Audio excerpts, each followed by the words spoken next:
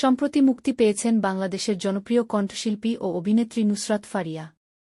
কারাগার থেকে মুক্ত হয়ে তিনি গণমাধ্যমের সামনে তার অভিজ্ঞতা ও কৃতজ্ঞতা প্রকাশ করেছেন। মুক্তির পর নুসরাত ফারিয়া বলেন, আমি সবার প্রতি কৃতজ্ঞ। যারা আমার জন্য দোয়া করেছেন, পাশে ছিলেন, তাদের সবার প্রতি আমার ভালোবাসা। এই সময়টা আমার জন্য অনেক কঠিন ছিল, কিন্তু সবার ভালোবাসা ও সমর্থন আমাকে শক্তি দিয়েছে। তিনি আরও বলেন, আমি এখন নতুনভাবে জীবন শুরু করতে চাই। এই অভিজ্ঞতা আমাকে অনেক কিছু শিখিয়েছে।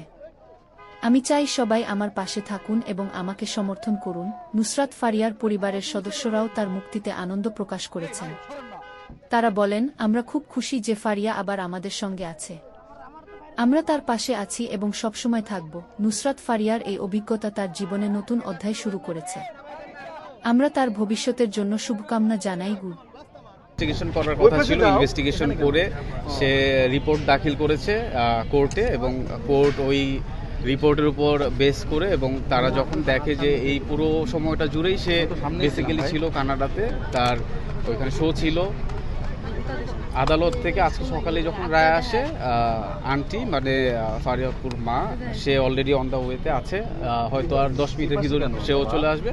তো আমরা এর আগে অবশ্য আমরা পেপারস পাঠিয়ে দিয়েছি, আর কয়েকটা পেপারস আছে, হয়তো ঘণ্টাখানিকের ভেতরই আমরা ফারিয়াকে নিয়ে এখান থেকে প্রস্থান করব।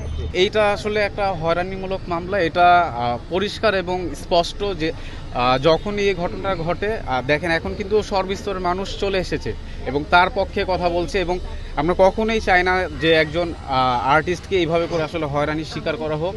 এবং এখন আসলে ধন্যবাদ জানাতে চাই আমাদের বর্তমান সরকারকে যে তারা খুব দ্রুত এটার ব্যবস্থা গ্রহণ করেছে, এবং কারণ এইভাবে যদি একের পর এক যদি আর্টিস্টদের সাথে এরকম হয়রানিমূলক মামলা বা মিথ্যা মামলা চলতে থাকে, এতে আসলে আমাদের শিল্প আসলে আরও বেশি ধ্বংসের মুখে পড়ে যাবে। এবং অনেকেই যেমন দেখেছেন যে দেশ ছেড়ে চলে আসে, তারাও কিন্তু এইভাবে দেশ ছেড়েই চলে যাবে।